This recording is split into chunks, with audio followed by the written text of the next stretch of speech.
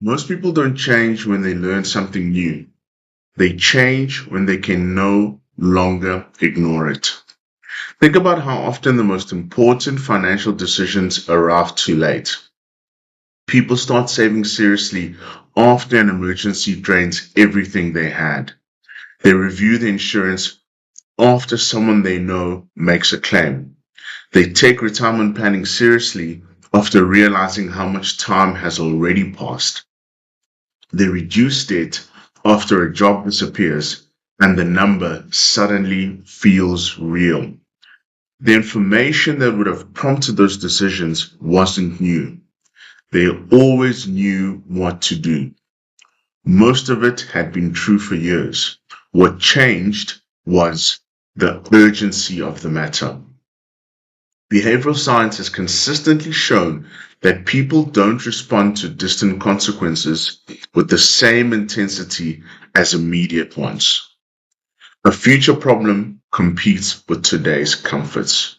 Today's comforts usually win because we're human beings, not because we're reckless, because the brain is wired to respond to what feels pressing now, not to what will matter most later, until one day the future becomes the present.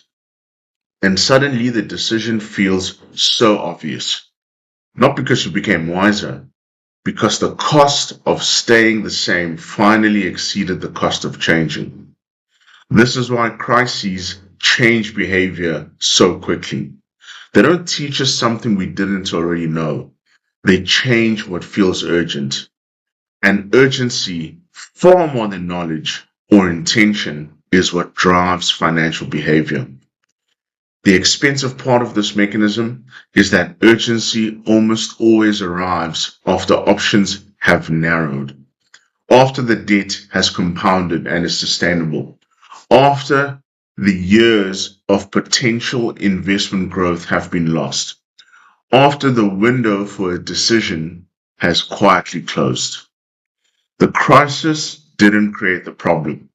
It just made the problem impossible to look past, impossible to ignore.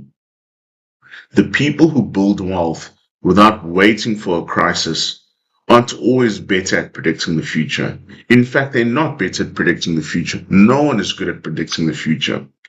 More often, what these people have done is that they've learned to treat future consequences as though they carry the same weight as present ones. They don't wait for the urgency to arrive. They manufacture it deliberately through systems and how they conduct themselves. Through commitments made in advance, systems that remove the need to rely on motivation, and decisions made while thinking clearly rather than while feeling the pressure of a crisis they could have avoided.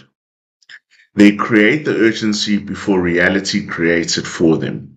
Because waiting until something feels urgent is one of the most expensive habits in personal finance. By the time the crisis makes the decision obvious, the best version of that decision is usually no longer available to you. So here's the question I've been sitting with. What do you already know that you're waiting for reality to make urgent?